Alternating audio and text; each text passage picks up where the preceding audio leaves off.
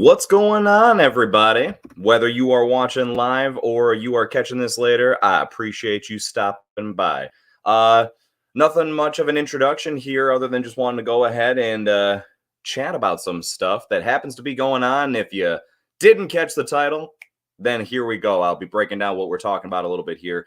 Just kind of a mishmash of some Star Wars stuff, a little bit about this dude right here, as a matter of fact, and a little bit about some DC and Marvel stuff. Just happens, like what's in the current state and what's happening with them right now. And it's a mixture of excitement, hype, worry, so all the above. Right, let's go ahead and get into it. Without further ado, not going to make too much of it here. I want to jump right on into things and keep this exciting for anyone that happens to be watching. So first and foremost, I guess before I even threw this up, maybe, just maybe, I should have said spoilers, but something tells me you're probably not even watching this unless maybe you are caught up on some things here, because you know what's going on with this channel. We're all about a lot of superhero stuff, but Star Wars. Got a lot of love for Star Wars. I know it's hard to make out in the picture behind me, but it's like the majority of Star Wars characters on here, except they got like no love for the Clone Wars for the most part. For the most part. Like, no, Jango Fett's not on there. Boba Fett's on there, but no Jango. But speaking of Boba Fett, basically wanted to go ahead and just mention a couple things with the newest episode of that. So episode 5 of Boba Fett came out not that long ago, and it's tough to even call it an episode of the Book of Boba Fett. For anyone that's happened to have seen it, I mean, it's a great episode. It's hands down my favorite episode of the show so far, but Boba Fett ain't even in there, like, at all. Not even like, let me make a quick cameo at the end just to kind of go ahead and, tie things together and show that this is my show. No, he's just not even there, which is a little bit concerning, to say the least. And that's actually what I wanted to go ahead and have this conversation start off with here. First of all, I happen to see, what is up, Dan? Glad you could be here, my friend. I appreciate it. Hop on if you want. No pressure. All right, so in regards to this episode of Book of Boba Fett, so seriously, I have a lot of, obviously, excitement behind it. I was thrilled with it. It was a fantastic episode. Honestly, one of my favorite episodes of a Star Wars live-action show that's been put out, period, although there's kind of only so much to go off of here between 2 seasons of Mandalorian and then this show. But nonetheless, it was really, really well done. Once again, though, I'm now kind of looking at it with mixed emotions after it sank in over some time, strictly because of the fact that I have this thought of, should I just simply let it be swept up in the positivity and just enjoy it for what it is and try to not nitpick it too much? Or should I kind of, go ahead and poke at this in the reality that we have to look at it to a certain degree of like, all right, but hold on a sec. Is this really the show? Is this the same show? Because the first 4 episodes definitely set a tone of something entirely different of what episode 5 is.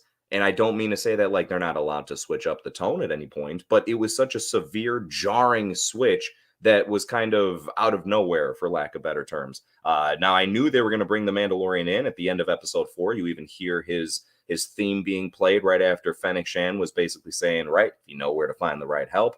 You can go ahead and get some people. But yeah, I didn't know it was going to be a full-blown, let's take over the show. And again, great as of an episode as it was, it was like a complete, all of a sudden, it's just now The Mandalorian. It felt like a Mandalorian season 2.5 or season 3, episode 0, maybe is a good way to put it. Real quick, I happen to see someone's chiming in. Schofield Studios, thank you so much for stopping by, man. Appreciate it. So in the first 4 episodes is about a slow-talking mobster who can't take on a few assassins, and the best episode is a trailer for season 3 of The Mandalorian. Not going good. Yeah, it's I'll put it this way, I'm much more on the positive end of the spectrum than anything else, but I do not disagree with you in that comment there, because it's kind of a shame that they go from the high note that Boba Fett was on when he was appearing in season 2 of Mandalorian. Like, that was phenomenal. His re-entrance into everything was so well deserved and exactly what you would kind of expect to see from that character. It was exactly what you wanted, right? He just shows up, shows his full badassery. Slave One returns, or I know they're switching the name of the ship, but whatever, I'll always call it the Slave One. But right, that pops up. He shows as far as like how he can be cool out of his armor and back in his armor. Way he uses the ship. All in all, I'm just trying to say that, right, the way that Mandalorian Season 2 depicted Boba Fett was on point. Just fantastic. Loved it. Then all of a sudden he gets his own show, and just like it's being brought up here, he's just basically kind of like walking around, not doing a heck of a lot, just getting his ass kicked here and there, I guess, if anything, which makes sense to a certain degree. Like when he's with the Tuskens, I understand he's, completely, he just survived the Sarlacc pit, to say that he can't necessarily hold himself in a fight against some people who that's where they, live, and it's their home ground. They got the home field advantage. I can make sense of that. It's totally understandable. But nonetheless, there's a couple of other moments in the show where it really makes no sense as to why they're not allowing him to be the full badass lead of a show as he should be. I mean, why even make a show that's centered and revolved around him if it's not really going to be? Because, I mean, think of it realistically. Yeah, there's been a lot of Boba Fett, but there's been so much more focus on other things and other characters aside from this episode of Mandalorian that started this whole discussion here, that it kind of makes you wonder, like, is this really to show Boba Fett some love, or is this to kind of just flesh out some other characters? Like, this easily could have been the Book of Fennec Shand as well as anything else. And don't get me wrong, she's a badass character. I love her as an addition to the Star Wars universe. But, it's one of those things where she's gotten a chance to have more action and attention and focus than Boba Fett himself. And I just feel like that kind of doesn't really seem to fit or make much of any sense. I don't know. I'm a little confused or taken aback on that. Even when it's a matter of in the episode where he kind of hires the gang of cyberpunk teenagers with their Power Ranger colored speedsters. Oh my gosh. I'm sorry. I really just, that didn't seem to fit for there at all. But anyway, he hires them, has them go and hunt down the guy who was working for the mayor in the slowest chase scene I've ever seen in my life. Felt like they were going like 5 miles an hour down those Tatooine roads. But anyway, my point is they waste all that time to finally eventually catch up. And who shows up literally 2 seconds later? Boba Fett with his jetpack. Why didn't you just have Boba Fett do that from the beginning? That would have just been a really cool small segment to show off how badass he is, how he may be building up a squad, so to speak, but he doesn't need anyone to get stuff done for him. That's why he's the boss, because he could just step up and get stuff done if he really needs to. I don't know. Felt like that was a wasted opportunity. Quick also side note with those cyberpunk kids. I feel like that's something where I'm not fully against them being in Star Wars. I've heard some people kind of talking about, I don't even feel like that. This isn't Star Wars. They don't feel like Star Wars. Let's rein it back a bit. Let's not be so quick to hate. I think they're in the wrong section of Star Wars, if that makes sense. I'll explain. They're in Tatooine, just a desert planet. It doesn't really. It's just kind of weird. It's a little bizarre. Not like there's no advanced technology on that planet of any kind, but that just doesn't seem to be as fitting for that planet. I very much picture those teenagers. I keep calling them teenagers. I don't know how old they are, but I picture that group being on like Coruscant. Coruscant being from, if anyone's seen, I'm hoping if we're listening to this, that we know what that planet is, but right from Attack of the Clones, it looks like a cyberpunk type planet. Like, they just seem like they'd be ripped right out of there. And that would be perfect. I think if they were in that setting, it would make a heck of a lot more sense. But it just seems weird. And they seem out of place when it comes to being on Tatooine. And also seem out of place as far as being Boba Fett's first, I don't know, hired peeps, as opposed to, aside from Fennec Shand and the Gamorrean guards, which I've never liked Gamorrean guards more than I do now. That and Rancors. I mean, I always kind of had a respect for Rancors, but now all of a sudden I'm excited because Boba Fett's going to ride one. If anyone's watching right now, or if you're watching later, Make a comment. When do you think it's going to be the finale that Boba Fett rides the Rancor?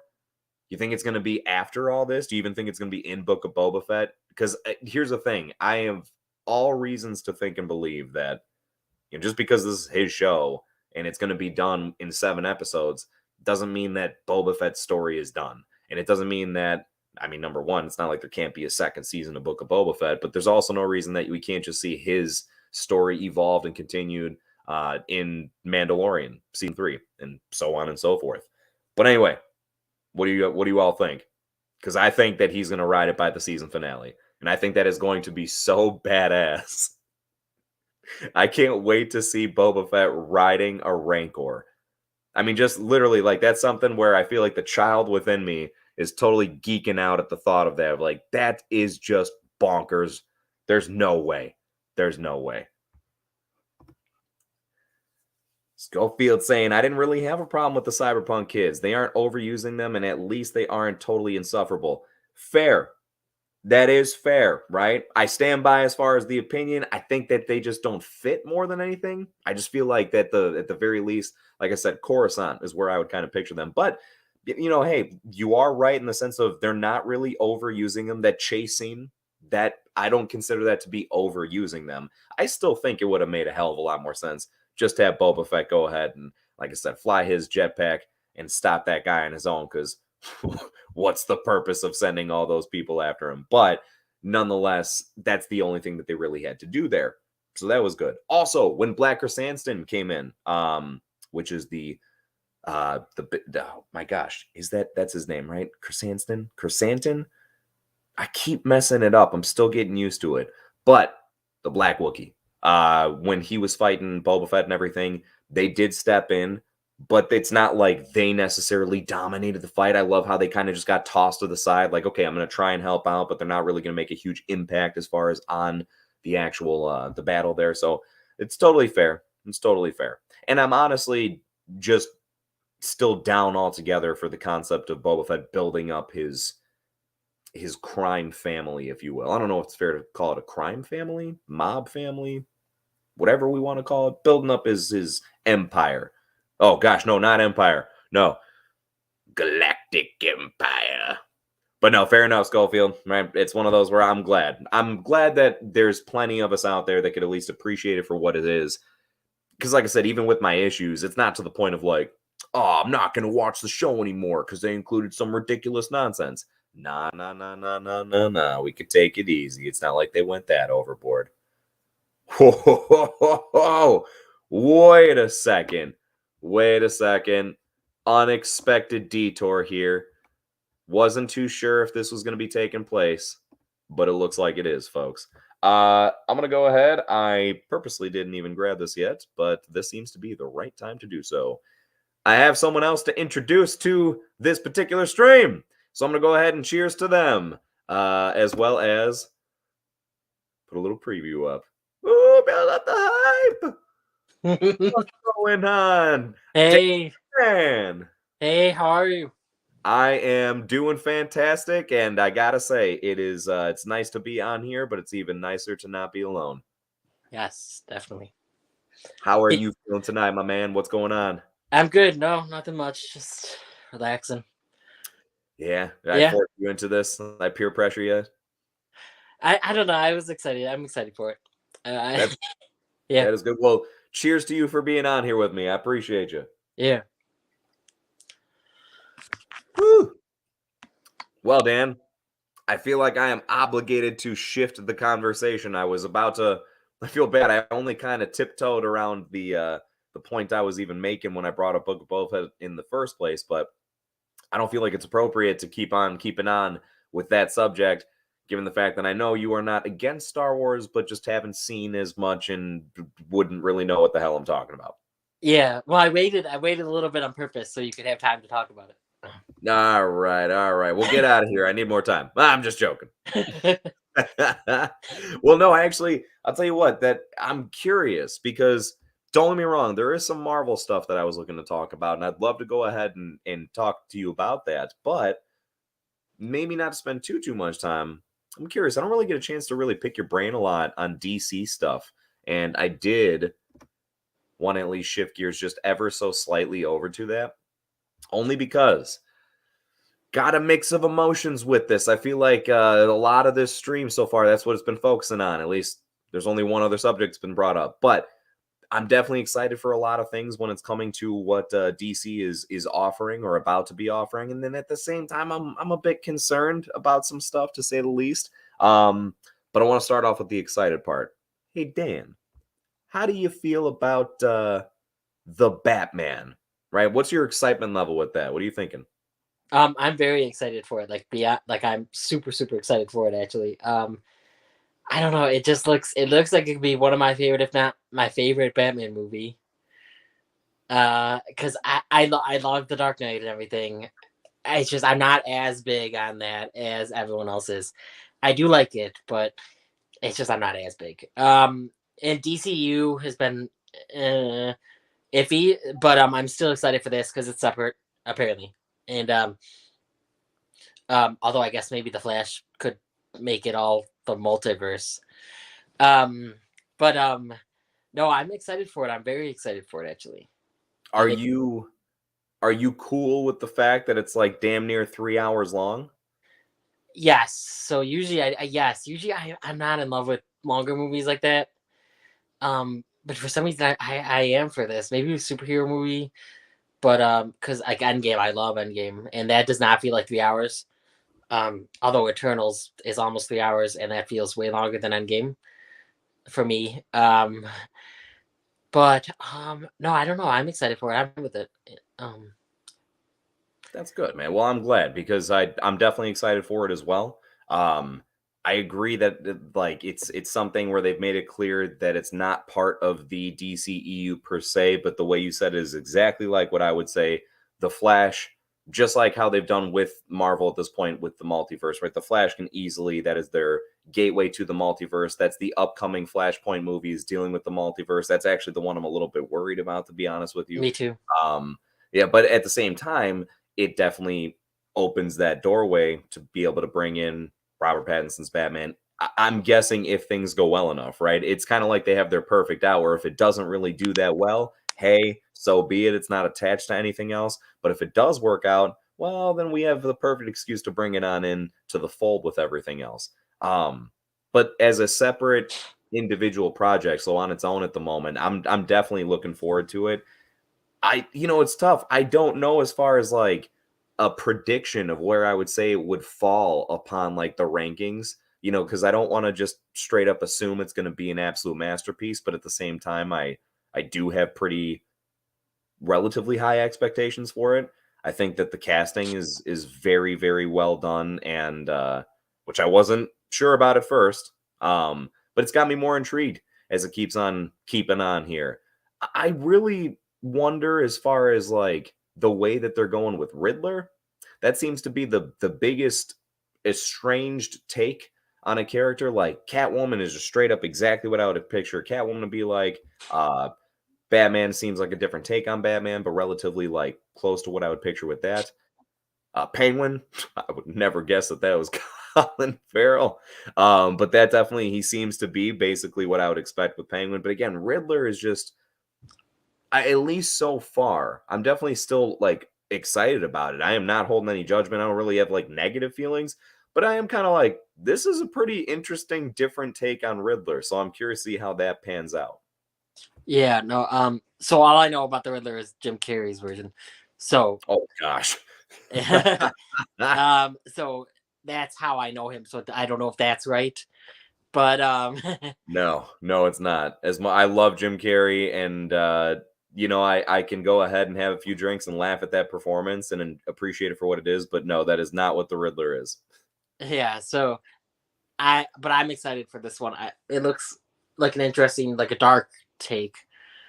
But yeah, no, the movie in general just looks. I don't know. It looks like it's going to be great. I can't imagine it not being great. But yeah, I'd be a little surprised too, especially because it seems like, and I don't know how officially official this is, so everyone take this with a grain of salt, but I could swear that I heard that they were making a prequel series for Colin Farrell's Penguin. Yeah, they on are. HBO Yeah. Max. Yeah, which is like, Holy shit, man. Like, this better be amazing. The fact that you're already greenlighting a prequel series So, for one of the villains. so I guess I don't know if it was a prequel series, but I guess you're saying it is. So I just know that there was going to be a series about him. Yeah, on HBO Max. Yeah. But yeah, probably prequel. That's at least what I heard. But again, even that could be wrong, right? But at least that's when I first read about it, that was mentioned within the article. And I was just like, I mean, okay, sure. Yeah. I And then there's going to be a Gotham Police Force series. Yeah, see that to me, I feel like that I just think of Gotham. And I never saw the show Gotham, so I don't mean to be too judgmental on it. I know that a lot of people seem to have an appreciation for it. It's got its own fan base, but I've never really cared for the concept of that show as much as I love like everything Batman. And again, yeah, just the Gotham Police Force show is kind of like why? I don't really. I don't know. I'm not saying it can't be good. Not saying I would never watch it, but like I sure as hell don't feel like a desire to see that more than other things that I think rightfully they could be making a show out of. I know. Me too. It's funny because as at least we're bringing this up, so Schofield's throwing in that it's weird. The DC is starting to find its footing while the MCU is losing its excitement level. Dan, do you think you agree with that? Not counting Shang-Chi before Eternals, yes. But with Spider-Man No Way Home and Doctor Strange 2, no, I don't believe that anymore because I think those are gonna be. I mean, Spider-Man No Way Home was great, and then Doctor Strange I think is gonna be great as well. I agree, and it's one of those where that's it. You're basically we're on the same wavelength here because if it wasn't for those couple of things, then yes, like I'll be straight up honest, there are a couple things MCU wise, and this also I was going to throw in right. That's like mixed emotions. I should have just titled this stream "Mixed Emotions" because I was going to mention that with the MCU stuff, how I'm really excited for some of the things coming out, but it's also like it's getting a bit overdone, and it's a little kind of ridiculous with how they're just making a show about like, hey, you know that background character that had one line in episode 3 of this person's show? They're getting their own show now. Yeah. Like, why? And I love WandaVision too. It like a year ago I would have said no, bring any more MCU content you can, but I started getting tired around Eternals time. And like Black Widow, I like Black Widow more than most, I think, but it still is, even that was a little, and then some of the shows, whatever. Good, I'll watch them all, but yeah.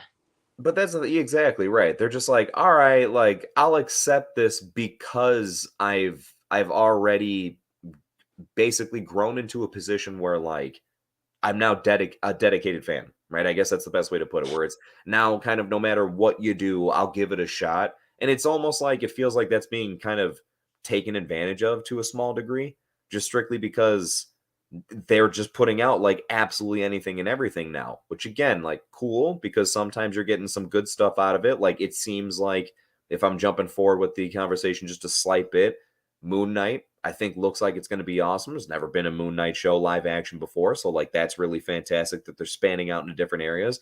But then as you were starting to talk with like WandaVision, I have zero excitement when it comes to an Agatha Harkness show. I know. And it's not it's why? Because you don't like Agatha Harkness? No, she was an awesome character. She fit very well for the role and purpose she played within WandaVision. Do I need an entire series about her?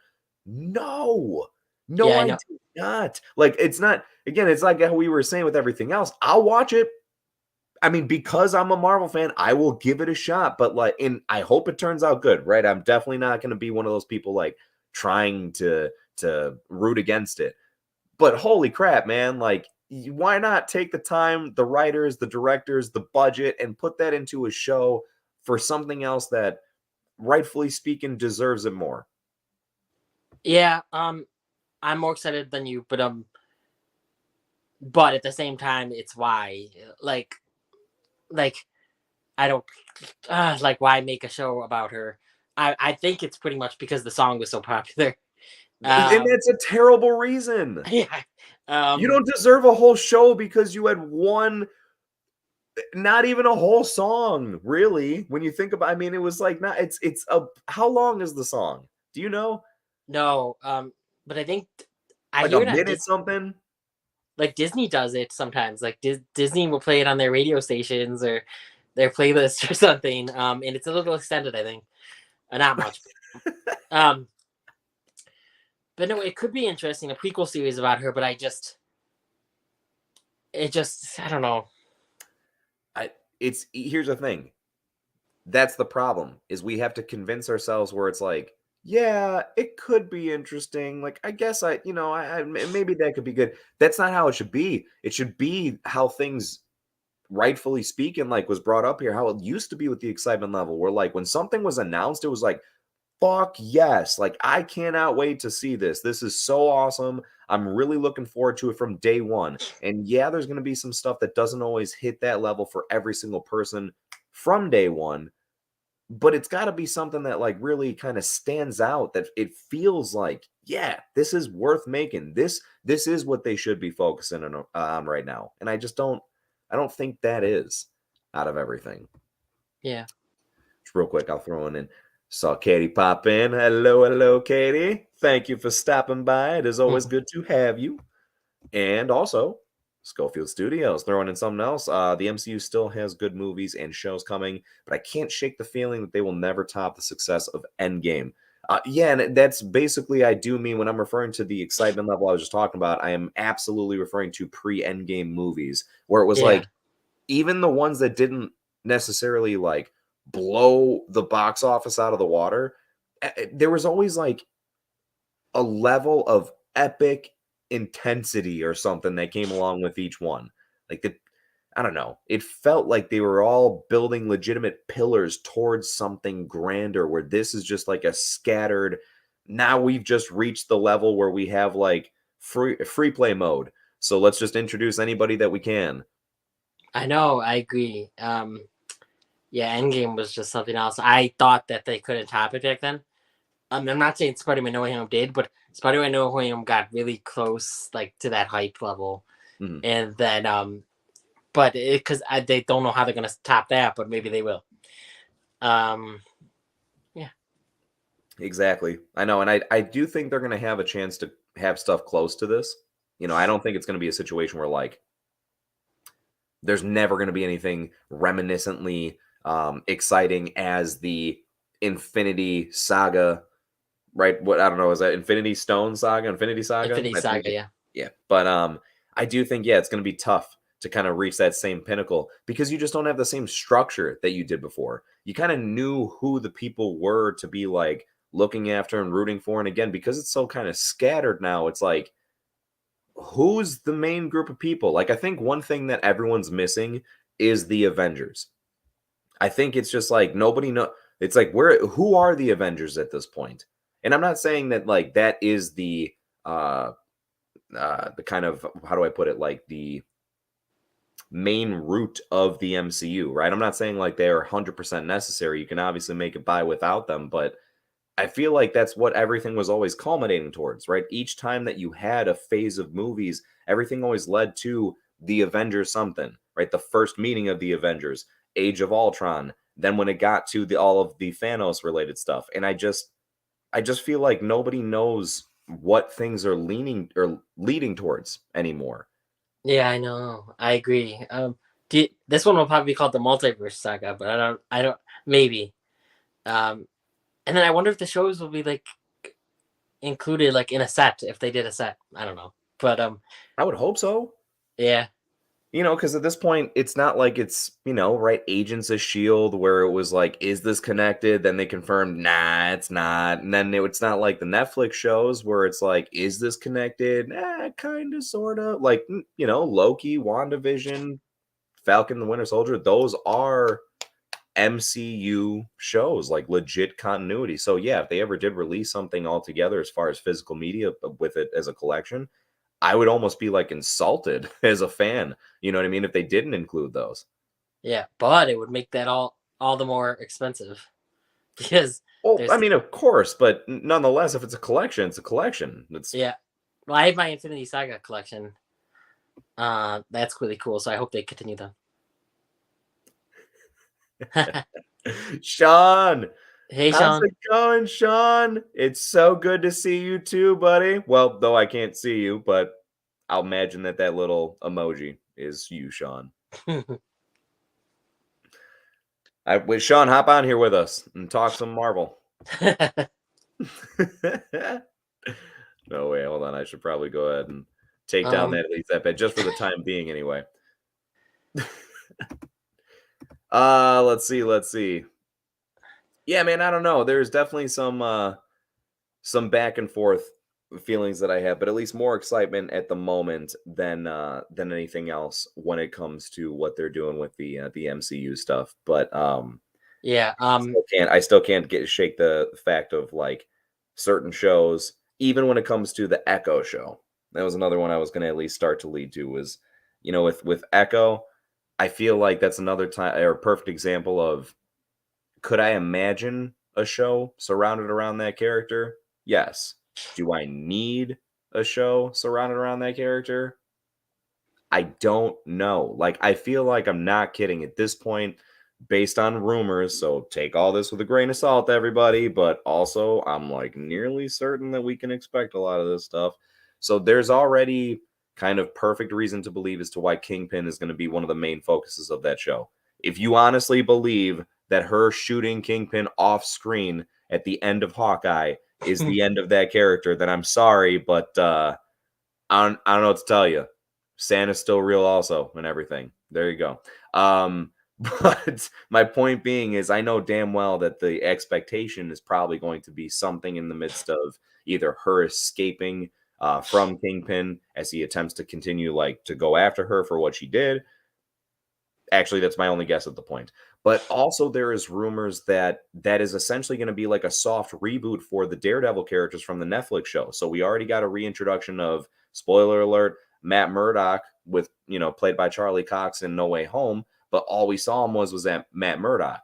There is rumors that he's supposed to be coming back as Daredevil in the Echo show. There's also like photos of the girl who played Karen from the Netflix show Daredevil, like on set of the Echo show. And then also apparently the same thing with the guy who played Foggy. So I just think that what's the sad part is why I'm bringing all that up is that's great, but it's like I'm more excited about that than anything to do with Echo as a character. And it's not because she's not a cool character. It's not because she doesn't deserve a show. It's just more like, I don't know though. Is that the best choice right now?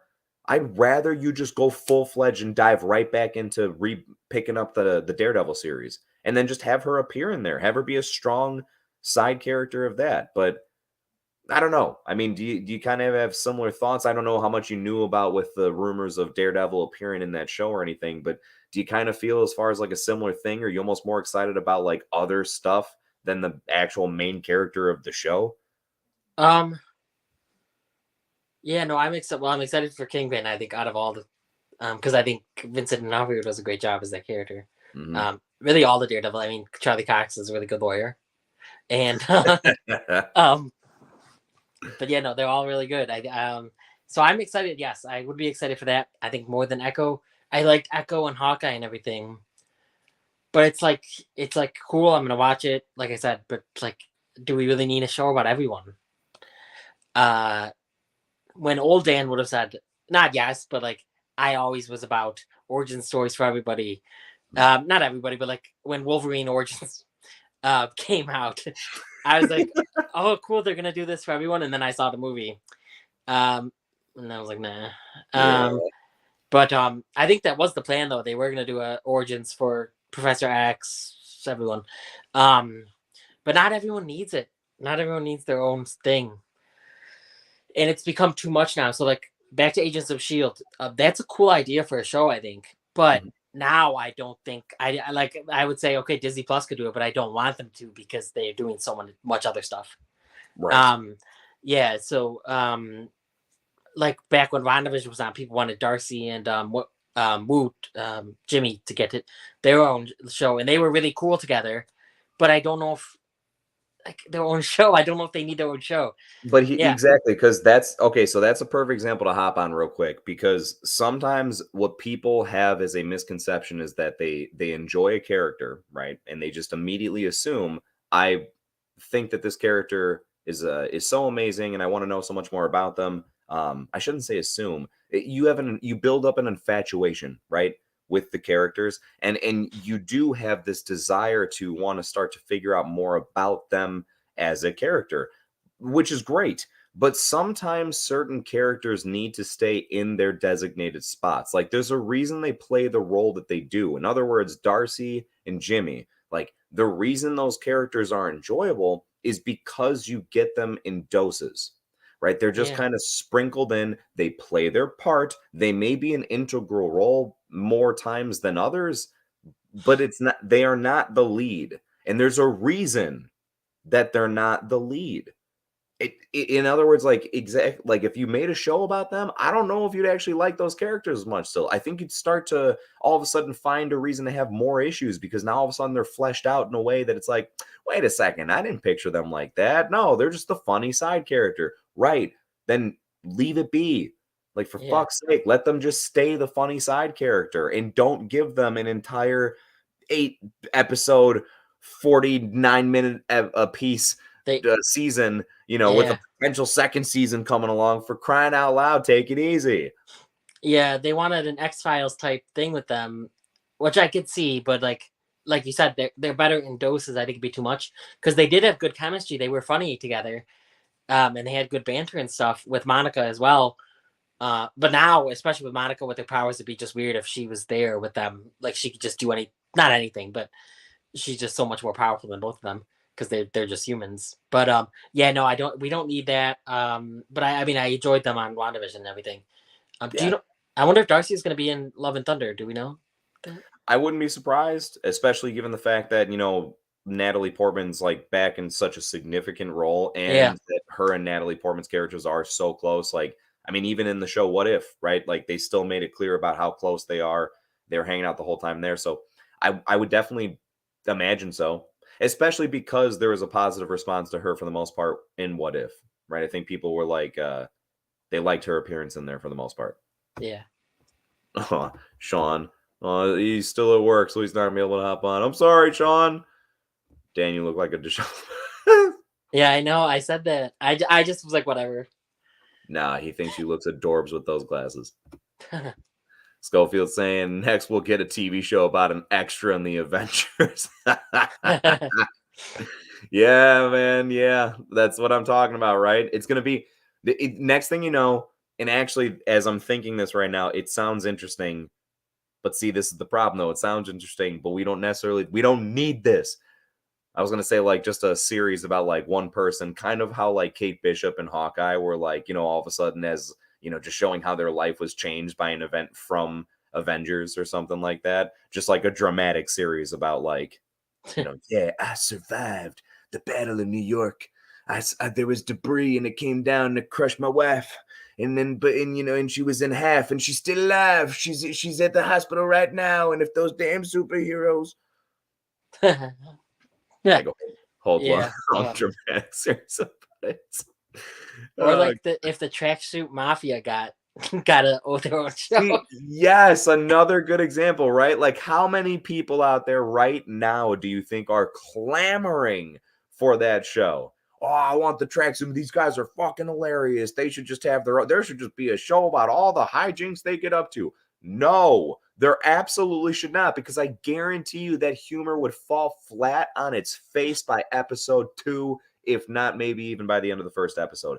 It works because they are given in small doses only when needed and appropriate. And again, that's what makes it appreciative.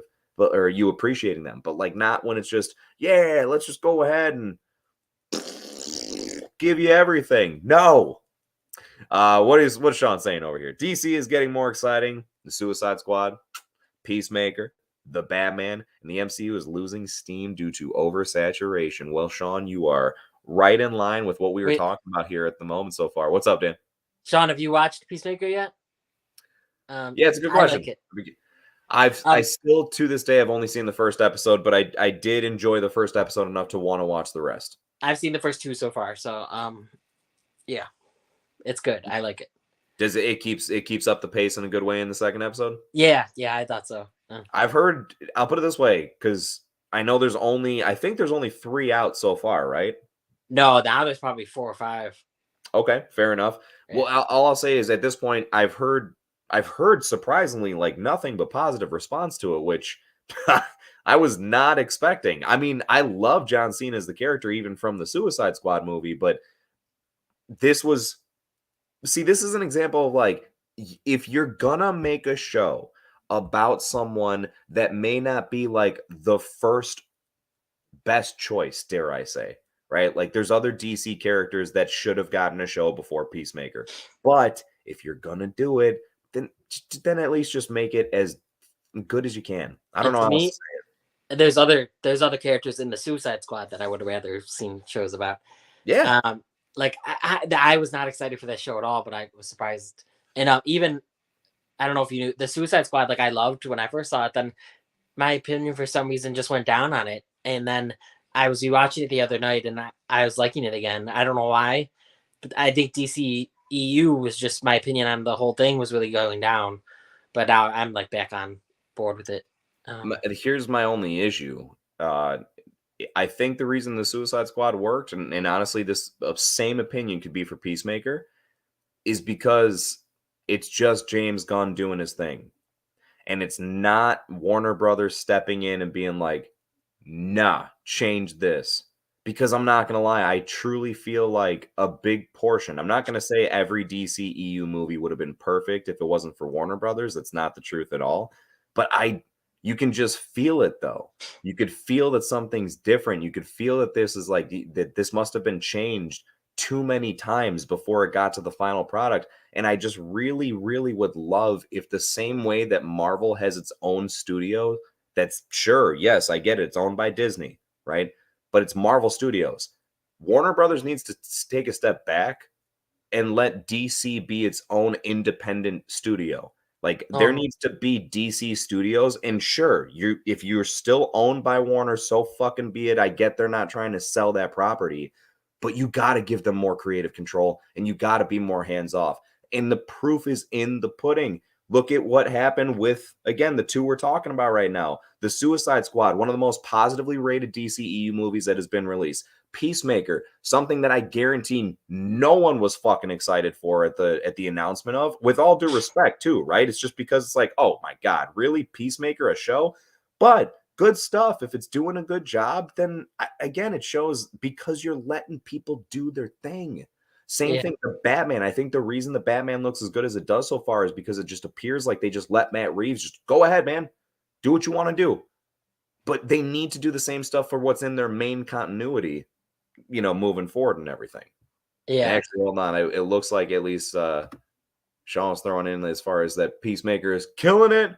That is good to hear. So I'm guessing, Sean, that means that you've seen it. Oh, shit, Sean. And also looks like he's agreeing as far as that. I'm glad that you share the opinion, man. Warner Bros. Needs to keep their hands off of everything. Let the creators do their work. It's as simple as that. It's a shame.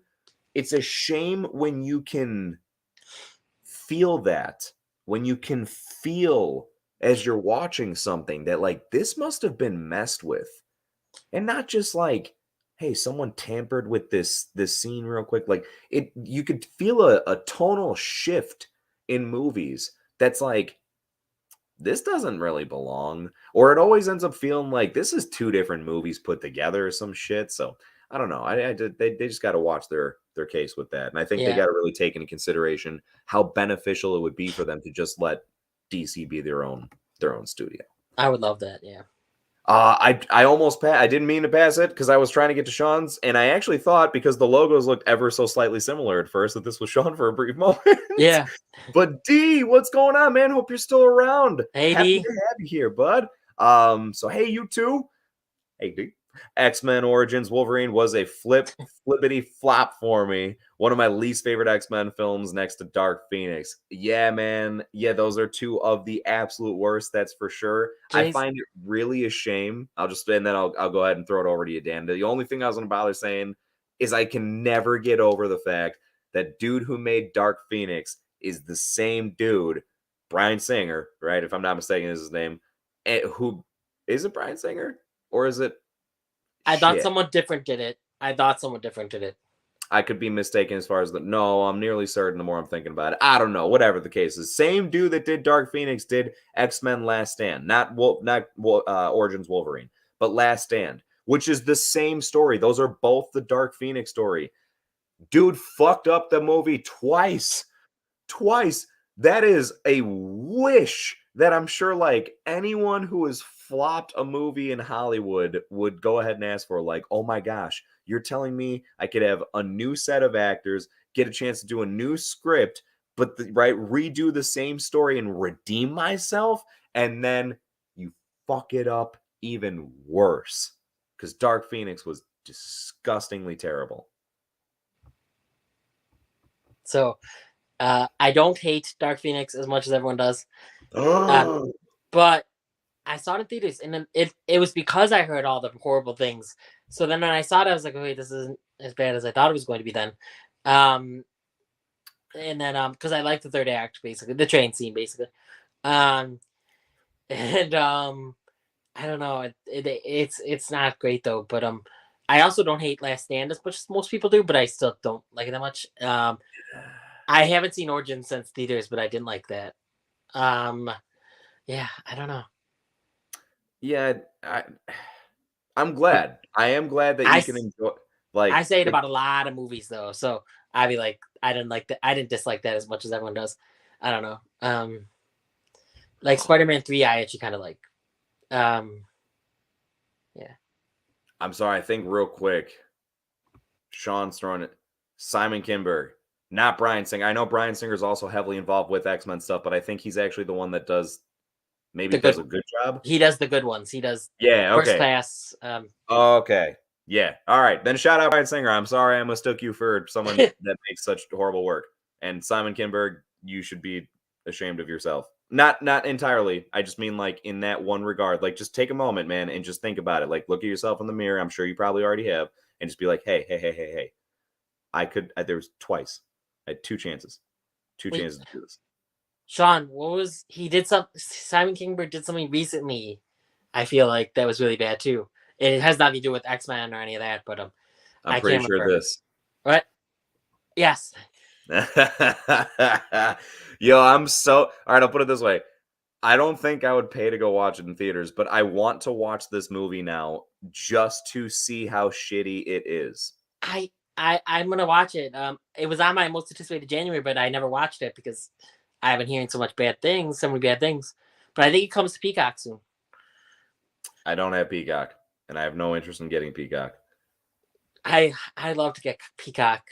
Hey Dan, let me get them Peacock logins in, bro. It's been a while since I put that out there. No, to save money, I barely watch Peacock, so I got rid of Peacock, got rid of Paramount Plus, all that stuff. Schofield's got a question. Hopefully we got an answer.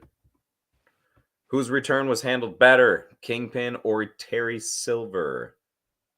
Okay, I feel bad. I can't give a fair answer on this because Terry Silver must have come back in Cobra Kai, if I'm guessing.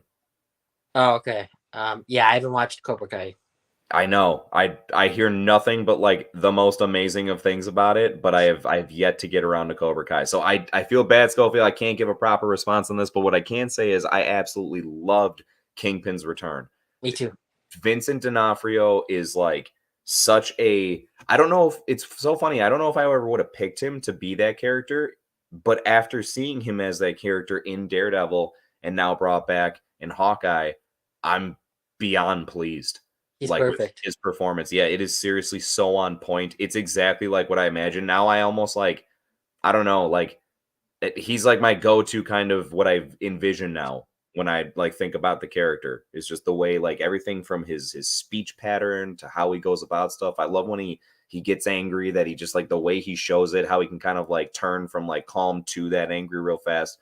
His performance is phenomenal. Yeah. But I'm hoping that I like Terry Silver's return just as much, if not more. I've never actually seen any Karate Kid movies, so yeah, Holy shit, Dan! Throw it on the list. yeah. Double check. Do you own them already? No, I do not. Because in case anyone wonders why the hell I would ask such a thing, because Dan has been known to own some movies that he hasn't seen yet.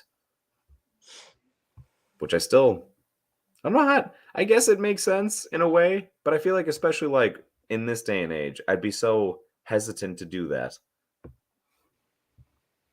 But I also imagine that sometimes that leads to like, holy crap, I would have never known about this movie. It wasn't just like picking it up and buying it real quick.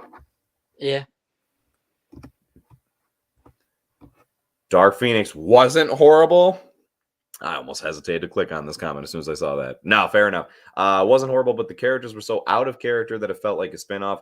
Yeah, yeah. So I'm glad someone could find enjoyment out of it.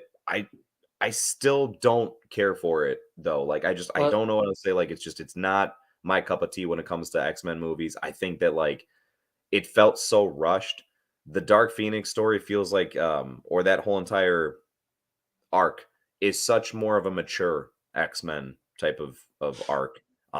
Even honestly, I thought the same exact thing with Apocalypse. I was so disappointed by Apocalypse, and it's just because those are things that like they shouldn't be already taking on. It just doesn't seem appropriate. It doesn't seem fitting. They don't seem mature enough to be dealing with that. I'm cool with us seeing younger X-Men and watching them grow and evolve, but you need to throw that shit later down the line. Apocalypse is like the Thanos of X-Men villains. yeah, And in the fact that they fought him when they literally just got together for the first time and were completely inexperienced on how to use their powers and everything was just kind of laughable. It was like I can't buy this. I can't buy this at all, realistically. And then it was the same when it came to Dark Phoenix. Again, it was something where it's like, I can't even realistically buy that they were able to deal with this type of situation because Dark Phoenix was such like a holy shit, this is going to end the entirety of everything type of event. And I don't know. It was silly as far as in this. I just thought I felt like it came out silly. yeah. I actually like Apocalypse, but then I just don't know the character though. But I did like it in Oh, theory. dude, yeah, that's the thing is if I didn't know about him, maybe I could appreciate it too. I didn't completely hate Oscar Isaac's performance as a character. It's not like he was in utter trash. I know some people like quick to hate on him. I thought that was actually one of the only redeeming factors was the fact that at least he kind of played him somewhat intimidatingly, but he like did nothing though. He does like little to fucking nothing in that movie. And it's really a shame. It should have been at least a two-part thing because there's like his four horsemen, if you will, like because that's what he refers to as far as like the four X-Men that he kind of like brainwashes to an extent to be his bodyguards, for lack of better terms. Probably something else I could have thrown in there, but we'll go with Minions, bodyguards. What's up? minions. Minions. Yeah, sure. That works. That works. But like that's what this movie was like the X-Men going up against the four minions in this case. And then like he didn't really do much of anything. And then the Dark Phoenix just kind of like shows up, or I'm sorry, not that I'm mixing up the two movies now. But like then they just kind of like take him out like it's nothing at the end. Like it's just such a quick little thing. But the bigger focus of the third act of that movie is them stepping up against the four minion people. And it was just like, all right, well then you should have easily had part two be where now we've got our four minions back on our side. They're not brainwashed by Apocalypse anymore, but now we have to step up to Apocalypse because he is a big fucking deal when it comes to X-Men villains. And again, it just didn't seem appropriate at all. Didn't she become Dark Phoenix for a second at the end of that? And then Yeah, exactly. And and then that's why I hesitated. It's not entirely wrong. It's not and yet then in the Dark movie, Phoenix, but it like kind of comes out a little bit. but then in the movie, didn't they basically say that was the first time when the actual Dark Phoenix movie? Yes, the actual Dark Phoenix movie contradicts the fuck out of it because of the fact that like they make it seem as though the thing that happens in space is Yeah. the event, like that event causes her to get like the Dark Phoenix stuff, and it's like, all right, then where the fuck did that come from in the Apocalypse movie? Do you like Sophie Turner as Jean? I don't dislike her. Like Yeah. you know what I mean? I'll put it this way. I feel like she's a good example of like it's not terrible casting, it's just terrible writing behind the character with it. And so I like hypothetically speaking, if they were to start, picking different people from Fox's X-Men to come over into the MCU and let's just say for the sake of discussion that they decided to go ahead and keep her as Jean Grey. Do I think you could find someone better? You damn right I do, but I wouldn't be like, "Oh my gosh, I can't believe they kept her." Yeah, same. Mostly Evan Peters is who I want to come over. Oh gosh, Actually come yeah. over. Dude, that's between him, my only other one that was just as high up, if not higher, was Ryan Reynolds as Deadpool, and that's already confirmed. So Yeah, so I have a hard time. I know he is an X-Men, but I don't include him as a Fox X-Men universe character. I know he is, but like he's just so separate. I know they were in it, but still, yeah. well, yeah, but I mean, like he makes plenty of references galore to all of all the other X-Men. You just don't necessarily see all of the other ones, but I know what you mean, though. I know what you mean. It's it does Wait, almost feel like would it's you want James McAvoy? Would you want James McAvoy and I love James McAvoy as Professor X. I think he does good in that role. I like Michael Fassbender as Magneto. So those are other things, right? There's a lot of good casting that is done on the Fox end of things. It's just again their writing and execution is what completely fell flat on his face. But yeah, there's quite a few people that I'd be cool with bringing back. I think I'd have a hard time. I'd actually have to look at the entire cast of everything and then go through to really be able to say for sure, like, nah, I would want them to recast this person, or I'd be good if they got someone else. Because again, the more I think about it, like the kid that was Nicholas Holt, Nicholas Holt as the Beast, I thought he was really good. I would totally be cool if like they brought him back. I would have no issue with that. not Jennifer Lawrence though? Oh God, no. No. I mean, here's the thing. The upside is I don't think that she has any fucking interest to keep playing that role anyway. So She hated it. I didn't feel anything when she died, and and also it felt different. It felt like it was an afterthought. It didn't feel important. In Dark yeah, Phoenix, it didn't. It just felt like it happened, and then it almost felt like they had a bigger role for her in the movie, and she was like, "Yeah, no, I'm fucking done with this." So they were like, "All right, well, we could like kill you off in this one." She's like, "Cool." And there's like, "Well, right here matters because then we can change the story from this point to something else." And it was just like, "Okay, cool, toss it in there." Like I feel like it was just something as simple as that, and then just kind of was like, "Boop," afterthought thrown in there. Like, wait, cool, now I'm done with all this. was it me or were they gonna make Dark Phoenix a trilogy? I don't know. Okay. I'm not. I'm Does not the gonna lie. story warrant a trilogy? Like, Yeah, to be honest with you, I mean, at least a two-part. I'll put it that way. Like, it could be a two-parter. Yeah, I'm not gonna lie. Actually, it could be. It could be a trilogy. It's something that because like that was one of the biggest things from the X-Men the animated series, like the Dark Phoenix saga of that cartoon. I mean, shit, that lasted a decent amount. So, I could easily see where they could make that into a trilogy of movies. Looks like we got John C. What's going on, John? How you be? And he's just throwing in that he also thinks Dark Phoenix is trash, which, yeah, it's hard for me to find any redeeming qualities about it. I'm sorry. Schofield clearing the air here. I'm not saying Dark Phoenix is good. I just watched it back in 2019, so I might be remembering it wrong. It is in the same level of disappointment as Glass. I've been really curious. I've actually never seen any of the other movies associated with Glass, but I want to at some did you point. see Glass? No. But I did hear, I heard it was disappointing in regards to like the execution, right? The Do you haven't seen Split? No. Oh wow, Split's really good. Unbreakable's really good. And then Glass, I don't dislike. I don't dislike as much as everyone does, but it's still disappointing. Yeah. I got to. I don't know where they're streaming. Somebody help me out. Where are they streaming those things? Yeah, I don't know. Split would be your best bet. I don't know. Or Glass, I don't know. Rewatch recently. Guessing it means Dark Phoenix, as far as okay. Because and then it feels off for me too. Yeah. And this confirms it too. Yeah, I think this is part of the reason why it feels so off is because it's just they are goofy aliens. You want to know why? Because they were supposed to be fucking Skrulls, and then they were like, "No, you're not allowed to use those."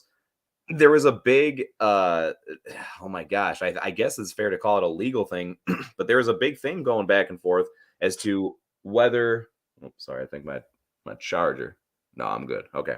Legal thing going back and forth as to whether Fox is allowed to use the Skrulls or not, because Skrulls are technically an X-Men villain in base of origin, I guess.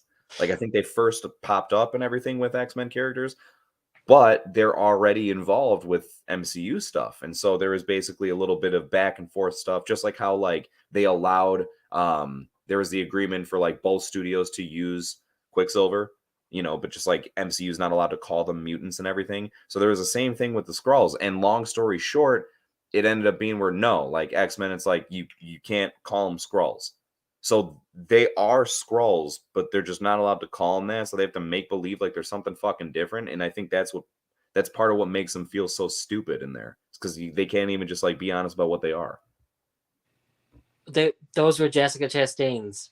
Yeah. Which that was just weird. I don't like her in that movie. I appreciate her as an actress, but I do not like her in that movie at all. Yeah. Saying the aliens were the Skrulls from Captain Marvel if M. Night Shyamalan wrote them. Yeah, see, that's what I mean. It's because they were, Schofield, they were Skrulls. And, yeah, that was the controversy, because Captain Marvel, I think, came out right before Dark Phoenix, maybe? And then Dark Phoenix had to change its whole ending because it was too similar, or change its own thing in general because of that. Yeah. Right, which, here's the thing, they didn't. Right, the whole thing was like, hey, you guys are also using shape-shifting aliens, and you kind of can't because this is a big part of this. And so, like, what do? We'll still use shape-shifting aliens. We'll just not call them Skrulls. What the, you uncreative fucks? I don't know why you just couldn't start to go and do something else. I get it would have been difficult. I'm not trying to say like that's an easy out, but I don't know. Come on. Yeah, and it looks like John's getting it. Yeah, sounds about right. Yeah, exactly. That's what it was. A lot of back and forth between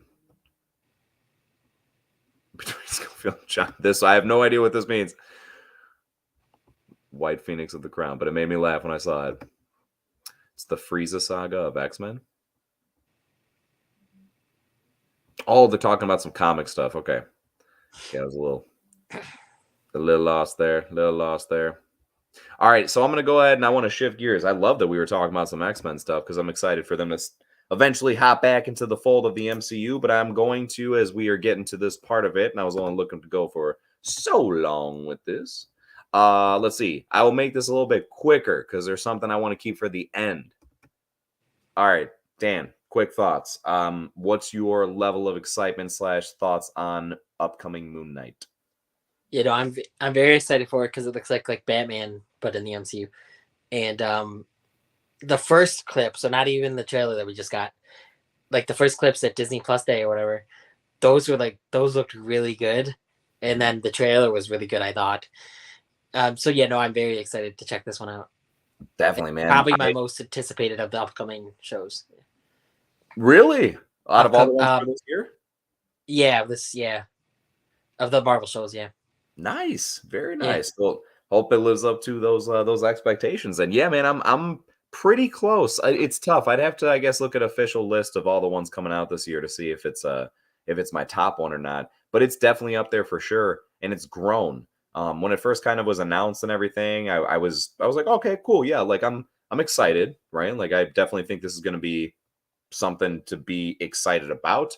But at the same time, I was reserved because I heard there was like speculation about making the show for a while, I thought, and so I was kind of keeping it, I was hesitant, I guess, to kind of let my hype go crazy. But then, yeah, same thing that like what you were saying, as soon as they started releasing a couple things, especially with this most recent trailer, I was like, okay, this is definitely something like that I think that I could really start to get into and is maybe going in a different direction than I expected it to.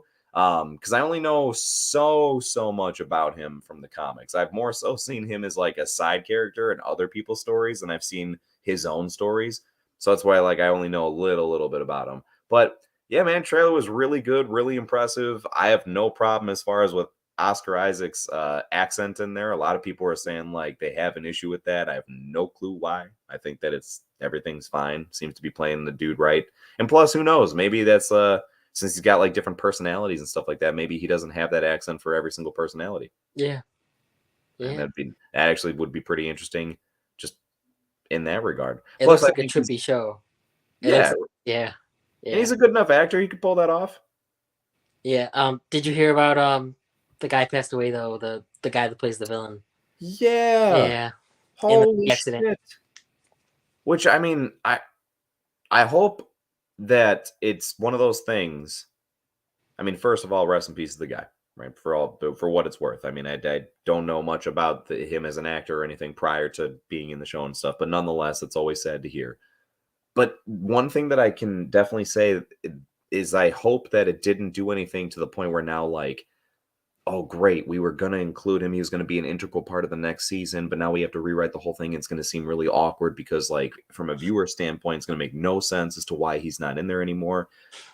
And I only say that because I know how difficult that makes everything. That's all. Right? Not because like from a fan how annoyed I would be. No, I just know how that's got to be so difficult from the creative standpoint, from the people who are making and writing and putting together the show, that to try and work around that has to be really difficult. But nonetheless, yeah, I'm hope that that he got a chance to put one last really good performance in. I'm looking forward to that. He played Hannibal, I believe, in Hannibal Rising. Origin story. Not the best movie. I didn't mind it, but it wasn't the best movie. But he was pretty good. So I'm looking forward to seeing more of him. And then obviously it's just sad that he died at all. But rest in peace. But yeah, no, I agree. I hope they at least have a good he has a good last performance. Yeah, no, absolutely. I mean, it's hope that for any performance, right? Even if it's not their last, right? But I mean, nonetheless, still, yeah, exactly. Looks like we got some additional excitement for Moon Nizzle. that's great. Or actually, I guess from how it's spelled here, Kahizzle? Moon Kahizzle? But let's see. Him, Black Knight, and Blade team up. That sounds dope. Because that would be so basically Jon Snow. And then Blade, right? I think we all know, but that takes no more introduction there. But then with Moon Knight, that'd be really cool to see all of them together. And I guess it's just because I didn't even realize that Black Knight and Blade had a history until not too long ago that I started looking more into it. And then I really didn't know that they had any history as far as with Moon Knight. So that'd be really cool as far as to, now that they're starting to slowly get established, have that all build up into a thing where they kind of come together almost like maybe like a Dark Avengers type of dealio. Like, I know there is the Dark Avengers, so I'm not trying to say that that's what they would be, but I just almost mean like how there's the like Justice League Dark, where it's much more of the magic and mystics side. That's those heroes that are part of it. So I just mean it like in that sense. Avengers. Yeah. Well, in Eternals, in the after credit scene, it was confirmed that was Blade that said to Black Knight. Yeah. You sure you ready for that? Or whatever he says, something along those lines. I'm not gonna lie. I feel like how we were talking about you mentioned about the death, Jennifer Lawrence's death being an afterthought. I feel like that after credit scene, the inclusion of Blade, I feel like was an afterthought. I think I agree. I think they had to think about how they can connect it. And maybe they didn't even know that was the voice of Blade at first. Oh, no, I bet it was like this. One of two things. Either they just had him turn around and react as far as like, hey, now we're open to include whatever the hell we want. Or I feel like they shot it a different way. And then like they were like, no, let's scrap that. Let's use this as the first way to include Blade. But even then, like, I'm sorry, but because it's Marvel, right? Just that's my biggest thing is you're Marvel. Why could you not at the bare minimum get him to show up on set, put him in the costume and show him? That's what I was going to say. Yeah. Yeah, because I feel like that is such a disappointing MCU debut for Blade. Yeah. Are like, you kidding me? That's a big deal to have Blade be a part of this now. And like the first thing is people don't even know that that's him unless you go fucking Google it of who the hell's talking to Jon Snow at the end of Eternals? Oh, I guess that was Blade. All right, now, yeah, cool, sure, I guess. That's why I thought it was Nick Fury at first. That Yeah. Well, yeah, it was tough to. I sure as hell didn't know. Like I heard it, and it was like, I mean, okay, that has to be someone important, but I couldn't even slightly begin to guess. And again, if it wasn't for the fact that I looked it up on Google immediately afterwards, I don't think I ever would have found out Chloe or Chloe guessed. Zhao confirmed it pretty soon after. Or I didn't actually read her interview or see, but apparently Chloe Zhao said, yeah, that was Blade. But Like see pretty that soon after. that's the disappointing part is that like anybody needs to come out and confirm that. Like I just know. confirm it for us in the fucking movie. I wish Show Blade. he definitely should have been in it. I didn't understand why he wasn't like they've done that before. Well, because I mean, dude, you went and got Harry Styles to go dress up in some ridiculous looking shit for literally 5 seconds. So you're gonna tell me you couldn't have done that with Blade? I don't know. That was a letdown. That was definitely a letdown there. Schofield was throwing in real quick. I don't really know who Moon Knight is, but he looks cool and different from the rest of the MCU. Now we have She-Hulk, Moon Knight, Echo, Agatha Harkness, and Secret Wars to look forward to. Yeah. I think is it Secret Wars or Secret Invasion? Secret Invasion. Yeah, because here's the thing. Don't be wrong. Actually, Schofield, I'm glad that you threw out Secret Wars because that is something that I wanted to end this conversation with as we started to dip towards it. But cool. Are those all the shows that are slated for this year? I don't know about this year, but I know I'm not sure if they're She-Hulk all and this Moon year. Knight are this year. Yeah, She-Hulk, Moon Knight, and Captain Miss Marvel, I think, is this year. Oh yeah. Oh my gosh, that's right. And then I don't know. Shoot, I don't even know what to guess as far as this year, next year, what the case is.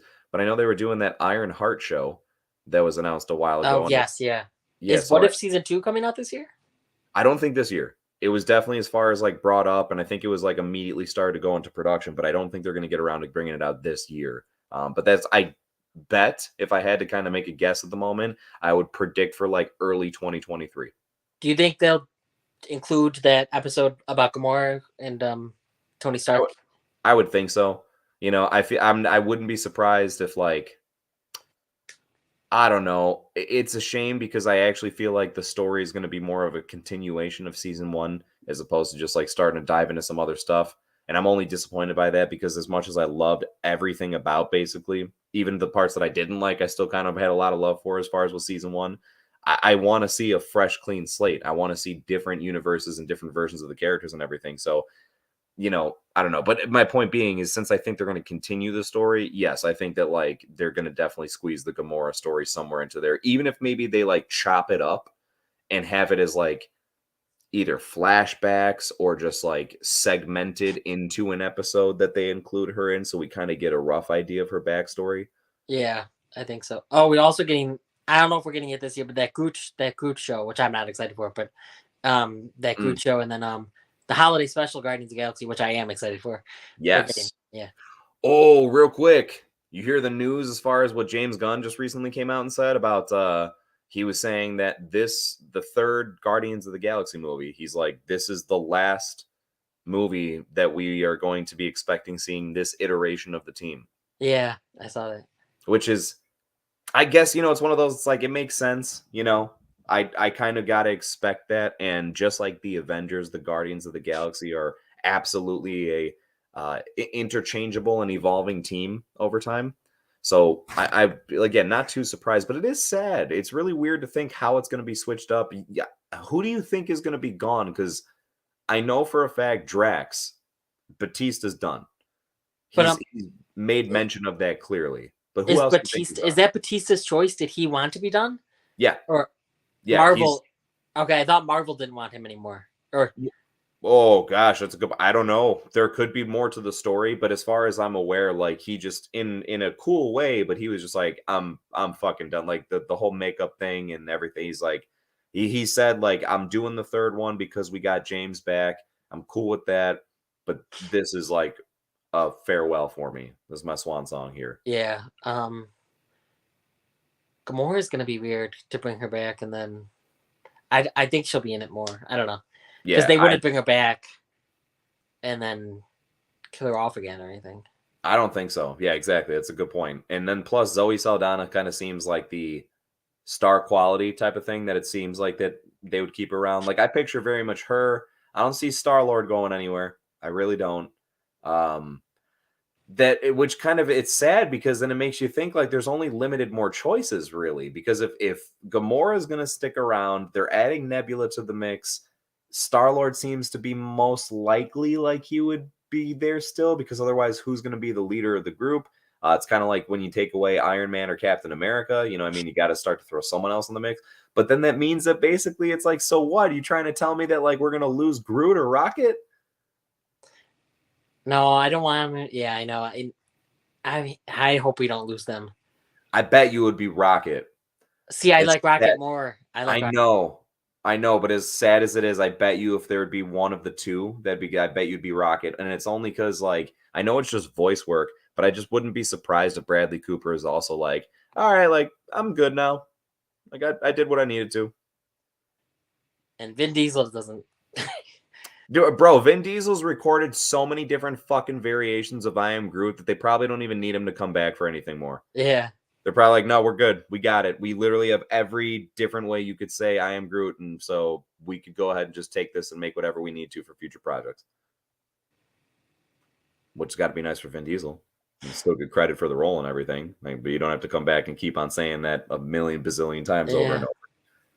But yeah, I don't know. I'm nonetheless, like I said, I'm sad because you know it's going to be a severe switch up, and you know damn well because like it's for good writing and good storytelling purposes that it's going to be something emotional. So let's see. Hold on. I was taking one last look at the shows again, trying to see She-Hulk. I'm excited for. Now again, it's not just directly because of She-Hulk though. It's because of the inclusion of supposedly all the other Hulk-like characters. Like I know Abomination is coming back in there. You know, to more of like a full extent, not the little cameo appearance like Shang-Chi. I hope we get an explanation on that. Yeah, I bet there will be. I bet there will be.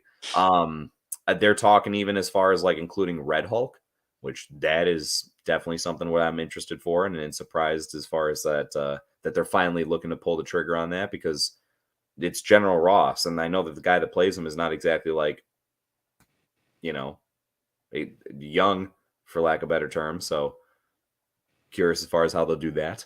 Is he a bad guy then?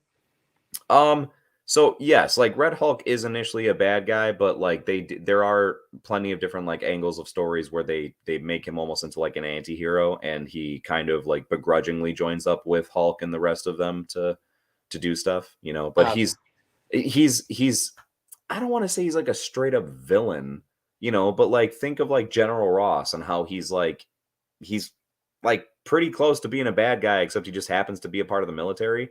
But he's like, no, let's get the Hulk at like fucking all costs, right? Because he just thinks he's that much of a threat. So when all of a sudden he becomes his own Hulk, and the worst part, I guess, is that like as Red Hulk, Ross still keeps his intellect. So he's still more prone to freaking out with like fits of rage, but he stays smart. Kind of obviously like how like Professor Hulk is and stuff like that. So basically the way that, you know, Hulk now is able to talk and everything like that, but still be Hulk. It's like that with Red Hulk. So like I said, yeah, he's always been kind of like anti-hero more than anything else. But yeah, anyway, so like I'm excited to see the inclusion of all that and everything. But and then I do like the casting. What is her name? Tatiana something. I love her as like an actress. I've only seen her in one other thing, but I'm excited to see her as She-Hulk. Me too, yeah. Oh, we got here. It was backed up. Sorry, Schofield, throwing in some stuff. Appreciate you, my man. Let me go ahead and get to what you're throwing into the mix here. Also, all the animated Marvel TV shows and Star Wars TV shows. I think. Oh, I was throwing this as an extension from the last comment, I believe. But yeah, definitely like a lot to look forward to. Like a ridiculous amount to look forward to. That is for sure.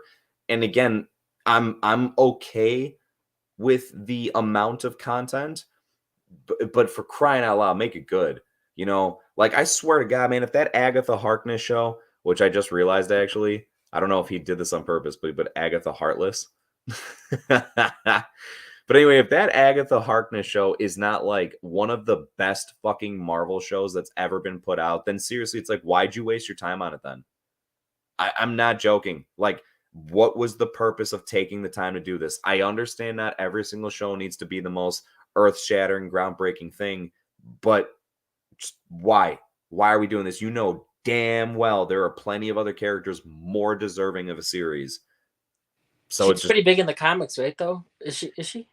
no, she is. She definitely is. Like, I'm not gonna sugarcoat that at all. She's shown up a bunch. She plays a huge part as far as Wanda's mentor in the comics and everything like that. So I ain't trying to take away as far as or discredit, you know what I mean, her character. It's just more so with all the people that they got right now. Like, I don't know, man. I feel like if I were to ask you list 5 characters in the MCU you want to show about, none of them would be Agatha Harkness. You know what's sad? I could extend it to 10, and I still doubt any of your choices would be Agatha Harkness. Yeah. It is what it is, you know? Like, again, it doesn't mean I'm not rooting against it. I hope it is amazing. I hope it's so good that I decide to cover it on my channel. But at the moment, I'm on the fence for lack of better terms.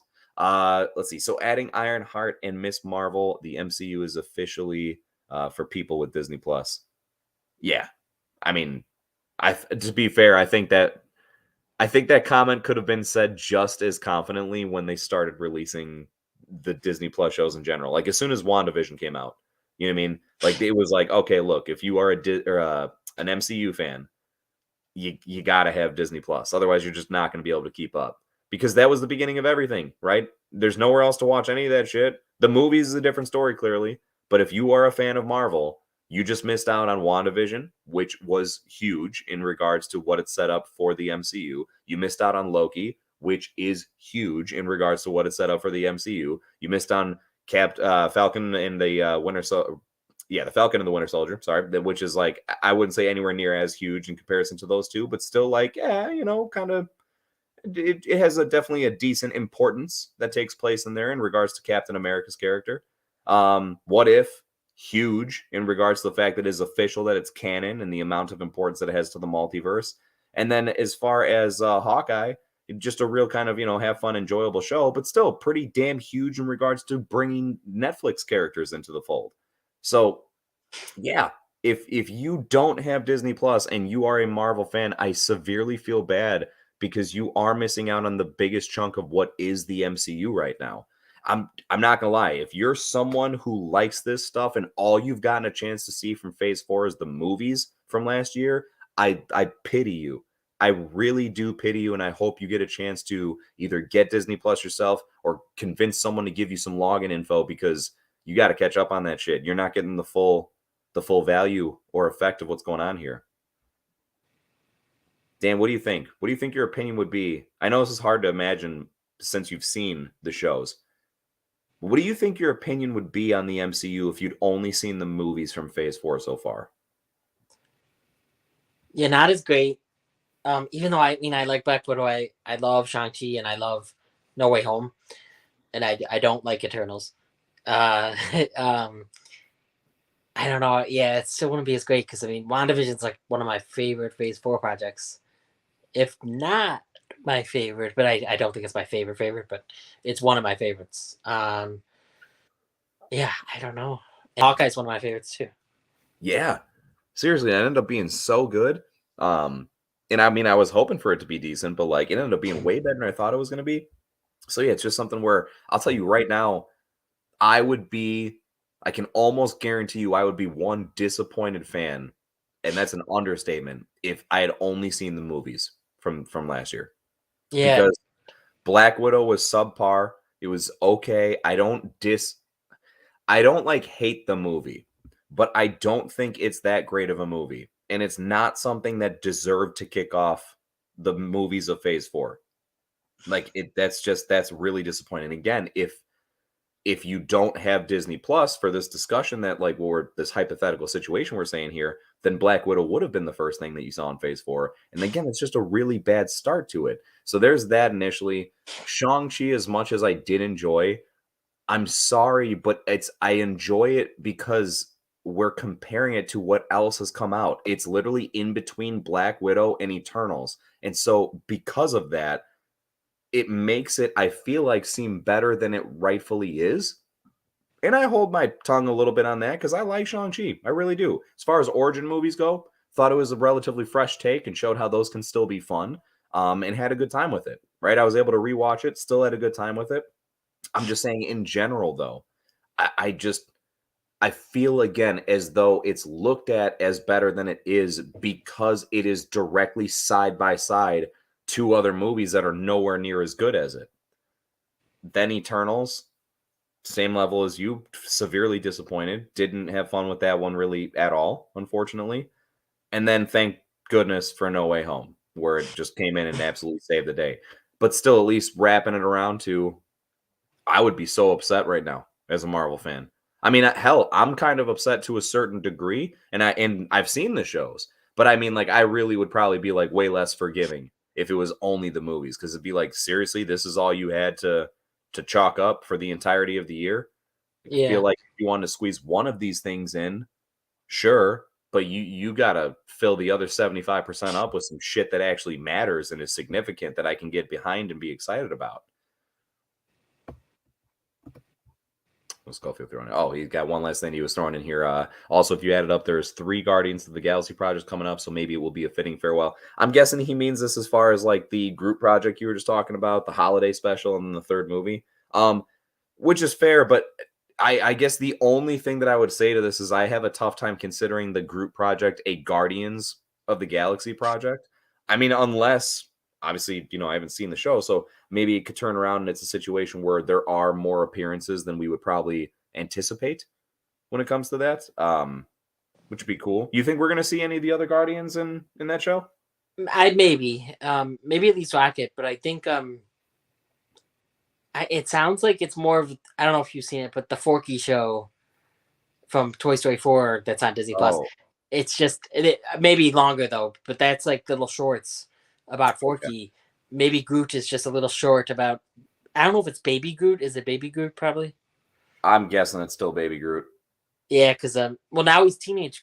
Oh no, Oh yeah. No. It's probably teenage Groot. Maybe it's teenage Groot growing back into the Groot that we knew him as yeah. originally. I don't know though. I feel like Baby Groot's so much more of a promotional.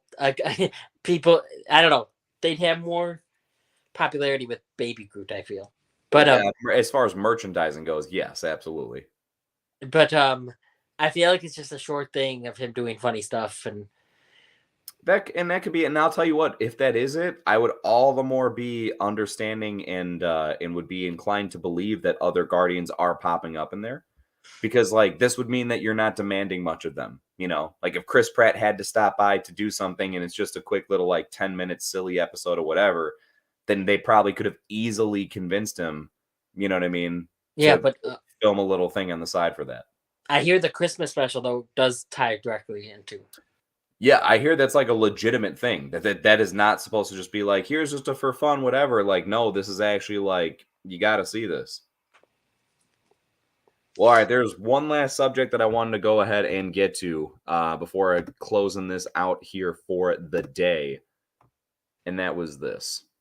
So earlier, Schofield was talking about Secret Wars, and we knew he was mixing that up with Secret Invasions. However, I do think at this point that we are going to lead into Secret Wars. I feel like that's the next Infinity War / Endgame type event that the MCU is building its way up towards. And if anyone doesn't know about Secret Wars, I'm about to give a very shitty and small interpretation of it, but essentially it is a multiversal battle of different heroes and villains from across the multiverse that are brought to a planet specifically to duke it out.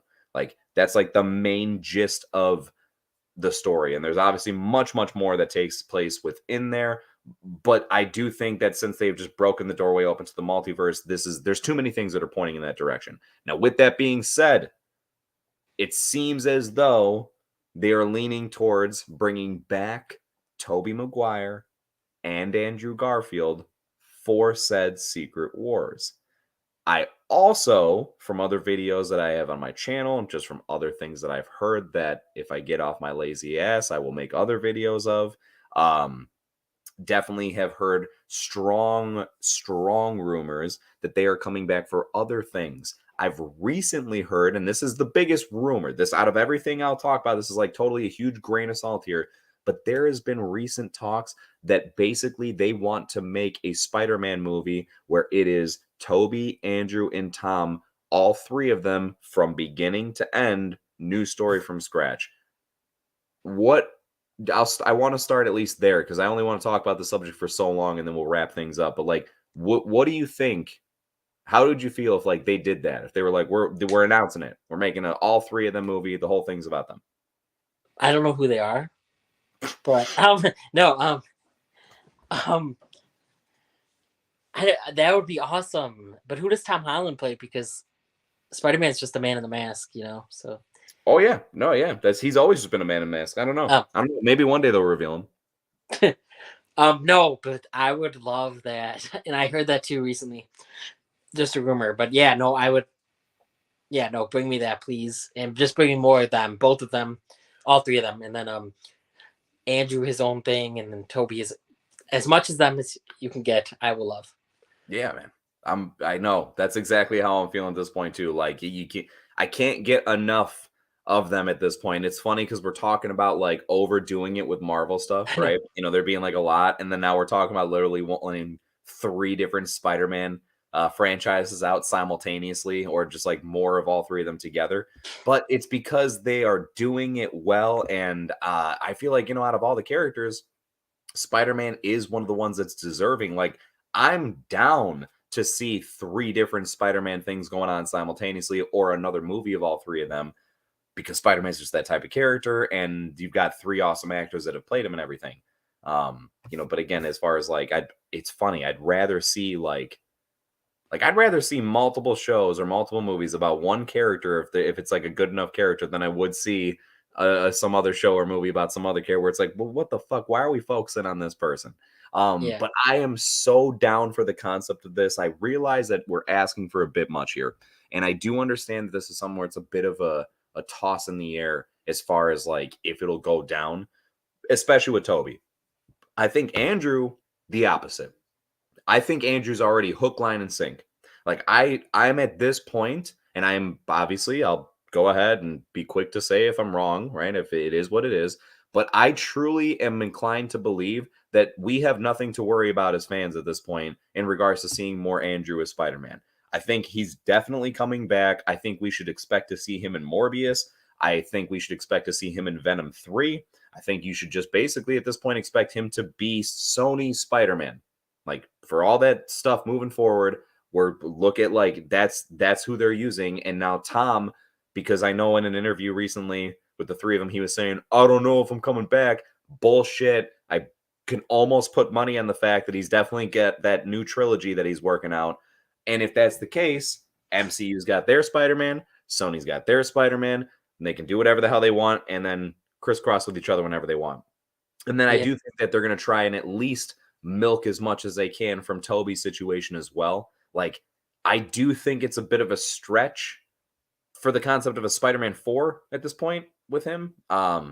However, it's not like that far out of reach. I think actually it'd be kind of cool if they did either a movie that's a little bit more like dramatically toned, where that still has some action in there, of course, but a little bit more drama based. But I actually think if they're going to do that, then it would make more sense. I don't know where the fuck they would show this, because I doubt that they would put it on Disney Plus, because it's really Sony's thing in this case.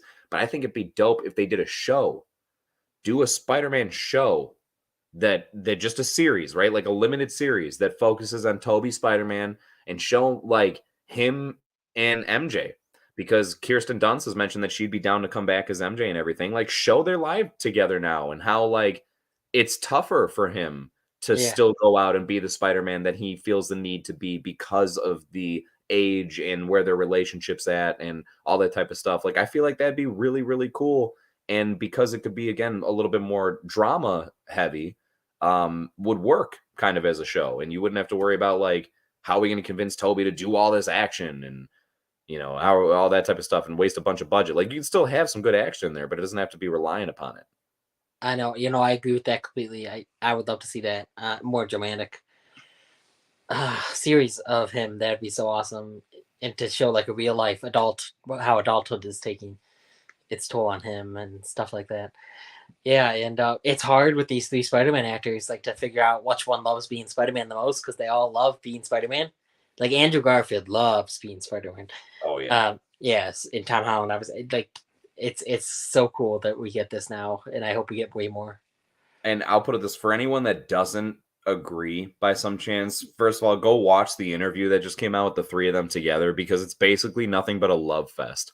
It's absolutely phenomenal that like all they're doing is showering each other with compliments, talking about how much they loved the experience, how organic and like beautiful and like everything kind of felt, and it was just like a celebration of everything. And none of what they say sounds like ingenuine, right? At no point are they sitting there and you're just like, all right, man, I get it. You guys got to brown nose each other. It's no, they really just seem like this was a decision that was enjoyed by everyone all around. And I can't imagine it would be any different if they brought him back for stuff. You know, I think that the only thing to take into consideration is if they are going to bring him back, you know, like especially for Secret Wars, there's going to be so many other components in Secret Wars that they won't have a chance to play as large of a role like they did in No Way Home. Um, there was even talk about Toby. I don't know about Andrew, but there was talk about Toby, surprisingly, being in Multiverse of Madness. But again, you know, if he is, that it's not going to be on anywhere near as big of a scale as No Way Home. So my only point of saying that part is I hope that that doesn't deter them from like still wanting to show up or be involved in stuff. Because I get that you can't keep him forever. You know, you got to eventually accept that it's like, all right, this iteration of this character is done. Doesn't mean we need to kill them off, but like we're not going to see them anymore. Yeah, man, I want to see as much of them as we can now that this is all going on, because you never thought anything like this would be possible as a fan. The chance of like actually having people come back to reprise the character like for real, not like for a Saturday Night Live skit, you know, not for like a Jimmy Fallon skit, not for a skit of any kind, but like for real be back in there. So I'm glad they're taking advantage of that. And I really do think that we're going to start to see a shit ton more of them, for lack of better terms, and that we're going to be getting like an overload of Spider-Man. And I don't even think it'll stop there, actually. I said this in my Morbius video, but I will go ahead and throw it out here that I really do think that this will continue to evolve, and that I think that they're very specific about a lot of stuff, right? Like what they say, but also who says it. And I think that the reason Jamie Foxx and Andrew Garfield have the conversation in No Way Home about like, oh man, I thought you were gonna be black. And then it was just like, oh, I'm sorry. And he's like, that's all right. There's got to be a black Spider-Man out there somewhere. I think the reason that was said directly to Andrew Garfield's Spider-Man is because he's the one that's going to run into a Miles Morales in his universe. And I feel like it's going to be Andrew Garfield's Spider-Man that becomes this mentor figure where he is still Spider-Man, right? He's like still Spider-Man, dare I say, like in his prime, kind of, but is taking on a sidekick, if you will, you know, that is very much in line with how the comics go, right? There's different switch ups on the story. There's the Into the Spider-Verse story where, you know, it's Peter Parker dies, and that's why Miles Morales kind of picks everything up. But that's not how a lot of them go. A lot of the stories are Miles Morales gets inspired by the current Spider-Man, and eventually like has his own incident that gives him powers, but then does get mentored by the actual Spider-Man as he is coming into his own. So once again, I truly feel like that is extremely fitting for where Andrew Garfield Spider-Man is right now. Toby's, it would make sense. He is a mentor, but I don't think he's going to stick around enough to do something like that. Tom Holland, I don't see them doing that. Not because Tom Holland Spider-Man wouldn't fit, but number one, it wouldn't be as believable. He's still a little too young, you know, at the end of it. So I don't buy it as much. But the other big thing is just like I don't think Sony is going to allow the MCU to be like, yeah, go ahead, use Miles Morales. Like we've already gave you your own Peter Parker, and we just gave you a little bit of the symbiote goo at the end of your last movie here. So no, that's it. We're going to have Miles Morales. We're going to go ahead and soak that dry over here. And if that's the case, then who the fuck else is going to be there to mentor him besides Mr. Garfield himself? Yeah, I agree.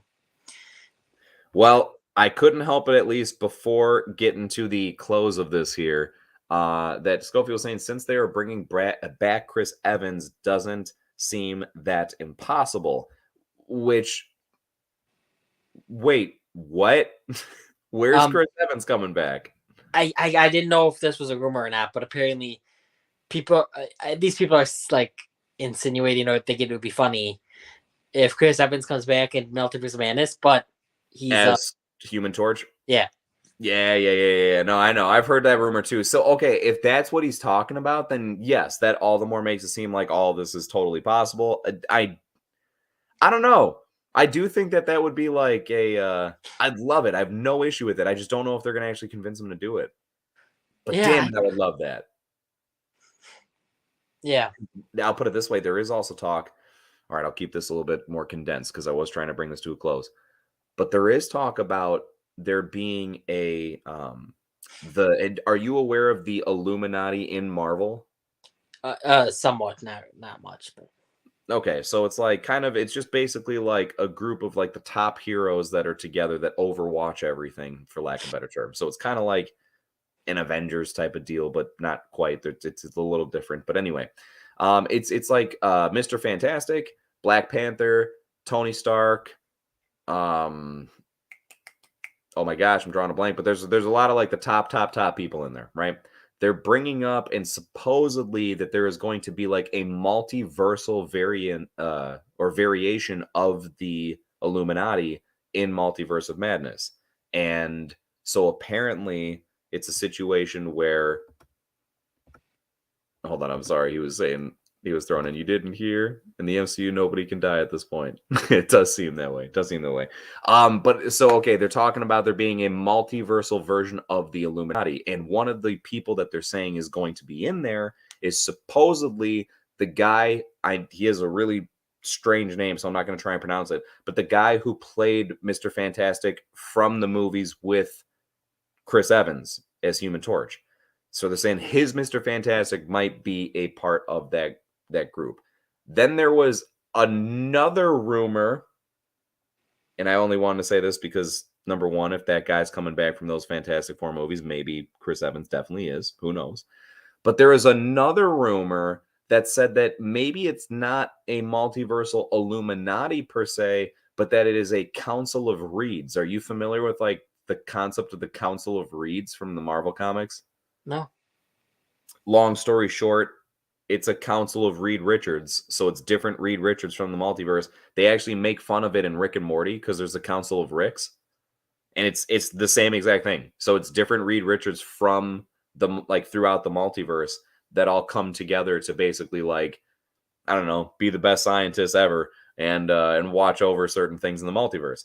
And so there are other rumors that are saying it's going to be the guy from the old Fantastic Four movies and that fucking John Krasinski is coming into play. Now I know this has been a rumor for a huge long time, but there's like bigger rumors that they did convince him to come in not to be the Mr. Fantastic, like, continuing on past this movie, but that for just this movie that he would play a variant of Mr. Fantastic. Which, don't get me wrong, I'll take whatever I can of him, but I want him to be the main Mr. Fantastic, man. I want him to be the MCU's like, Me too. yeah.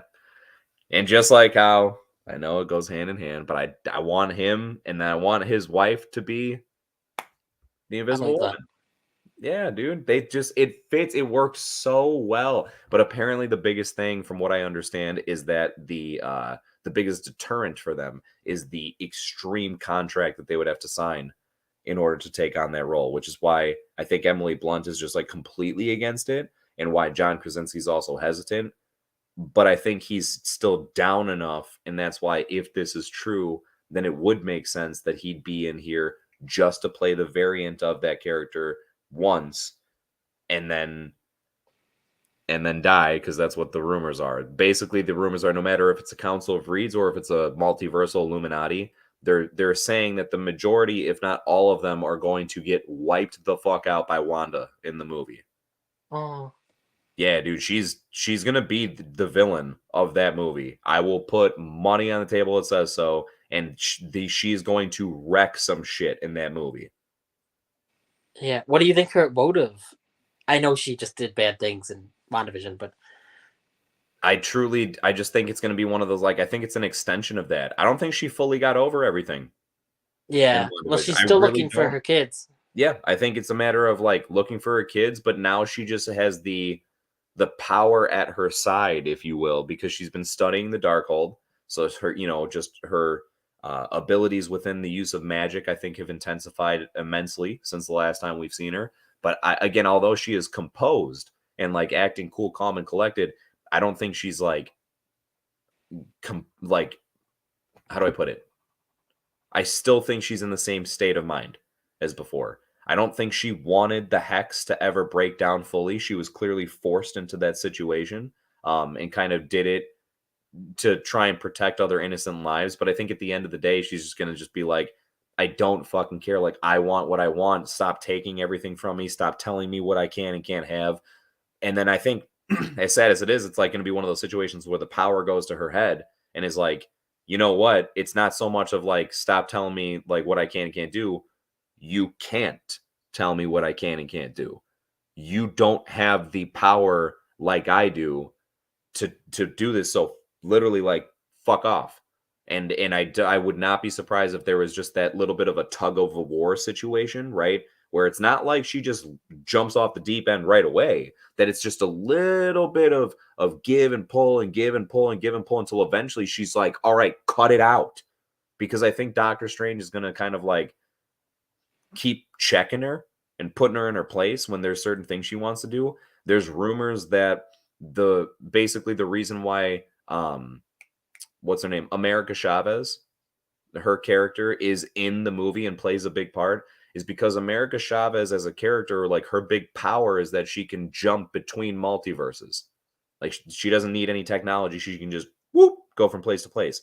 And supposedly Wanda is like hunting her down because she wants that power. She wants the ability to go from multiverse to multiverse or different places so that I guess to find her kids or whatever the case is. And maybe that could even just be maybe it's like she gets to different, universes and like there's an actual her with the kids and she tries to take the kids and then the other her fights her and is like, fuck off, these are my kids. And like, no, they're mine. I don't know, but all in all, I just know that like she's definitely gonna have something that just like has her snap and she's gonna lose her shit and she is going to cause some chaos, for lack of better terms.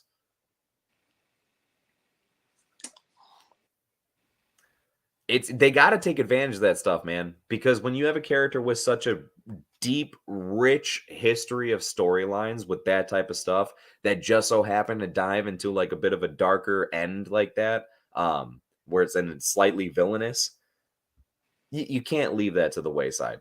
You just can't. You're going to lose so much respect from so many people that know the story. And it's also just not going to pay off for anyone that doesn't know the stories. It's not like they're going to appreciate it more that you didn't do that. You can only do so much when someone is a good character. Like there has to be some level of conflict. And with her, you have not just this opportunity to have like internal conflict that's cool for a hero to have, but like so much so to where it leads her into a villain. And we don't really see that. We see a shit ton of villains who then turn the other cheek and become good after an experience of some kind, right? Or at least give up their bad ways at the bare minimum. It's not often that they show, hey, hero stepping around, something happened, now they're a fucking villain. Yeah. So that'll anyway, be good. That'll be interesting though. it will. And then I finalized that by saying that she's going to end everything by doing a reverse House of M type of situation in that movie. Where at least, do you know the storyline of the House of M from the comics? Not really. At the very end of that comic storyline, she says, "No more mutants." Like that's one of the most iconic lines from like almost all of Marvel comics, I feel like. Because when she says that, she has so much power at that point that literally like she wipes out the majority of mutants from existence. And I feel like I don't know how or even why for that matter, but I feel like she's going to do the opposite in Multiverse of Madness, that there's essentially going to be some reason as to why she brings mutants into the MCU. Like, she's going to be the reason why the X-Men exist. I bet. At least I think. I don't know. I could be definitely wrong. Who the fuck knows? All right.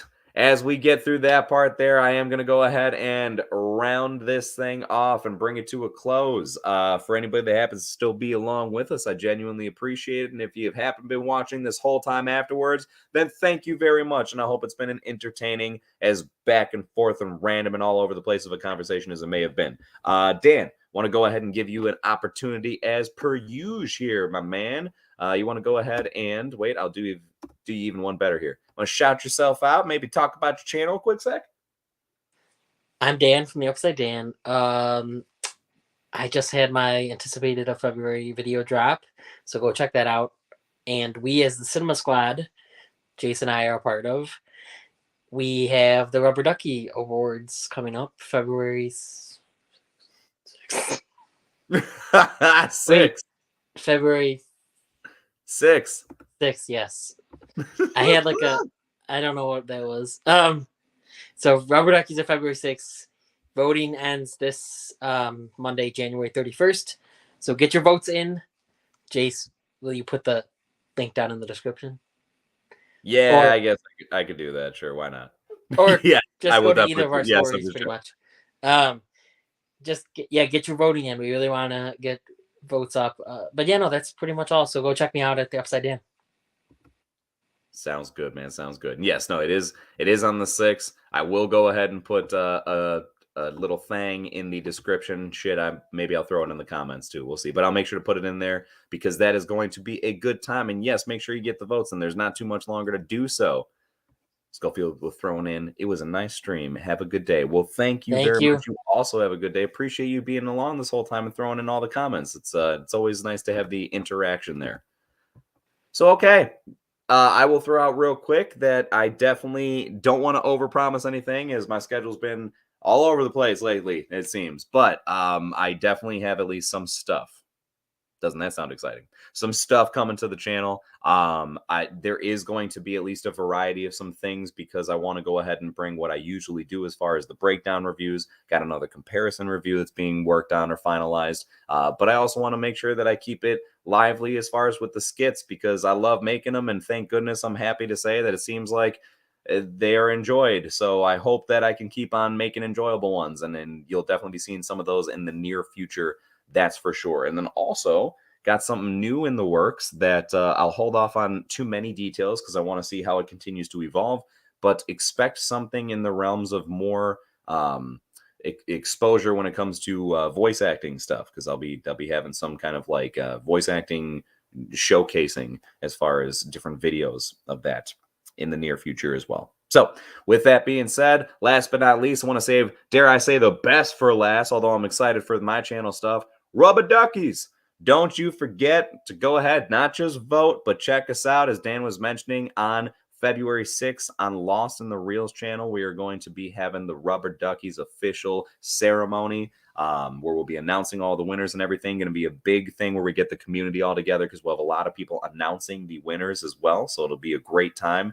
And we will have the after party as well. So it's not just a great ceremony in itself, but as a phenomenal after party as you would always expect with an award show. Which, by the way, in case anyone's wondering what the fuck we're talking about, that's what the Rubber Duckies are, is an award show. But it's our award show. But so, right, it's just for the community, for us. Forget the Oscars, forget the Golden Globes, and all the other people that do that. You can go ahead, you can watch them still if you want. But the Rubber Duckies is where it's at. All right. With that being said, let's go ahead and get the hell on out of here. I think we just about took enough of everybody's time. Seriously, everybody, thank you so much for joining, watching. Make sure if you have been sticking around this long, hit that like button. Share this around with all the peeps that you think enjoy the same type of content. Subscribe so you can catch out further random live streams that we have and everything else. And you have a fantastic rest of the evening.